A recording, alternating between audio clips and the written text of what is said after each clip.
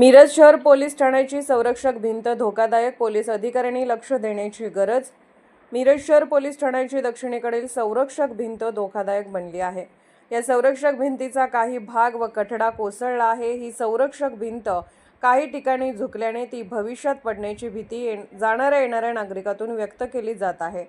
2-4 वर्षापूर्वी मिरज शहर पोलीस ठाण्याच्या संरक्षक भिंतीवर लाखो रुपये खर्च करून मोठमोठे विद्युत दिवे, बल्ब बसवण्यात आले होते।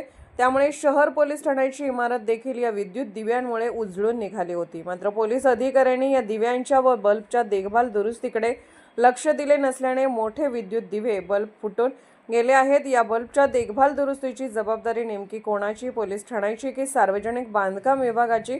त्यामुळे या संरक्षक भिंतीकडे आणि पोलीस ठाण्याच्या भिंतीवरील कठड्याकडे लक्ष देण्याची गरज आहे। मिरज शहर पोलीस ठाण्याचे पोलीस उपअधीक्षक व शहर पोलीस निरीक्षक यांनी या बाबीकडे लक्ष द्यावे व ज्यांच्याकडे ही जबाबदारी आहे त्यांना किमान वस्तुस्थिती निदर्शनास आणावी अथवा नव्याने भिंत बांधून घ्यावी, म्हणजे भविष्यात भिंतीवरून होणारी दुर्घटना टाळता येईल। शहर पोलीस ठाण्याच्या पाठीमागील बाजूस तसेच दक्षिणेच्या बाजूस स्वच्छतागृहाचे काम सुरू आहे। तेव्हा या कामाबरोबरच या भिंतीचे काम देखील पूर्ण करून घेण्यासाठी निश्चित प्रयत्न केल्यास ते शक्य होणार आहे व भविष्यातील धोका टळण्यास मदत होणार आहे।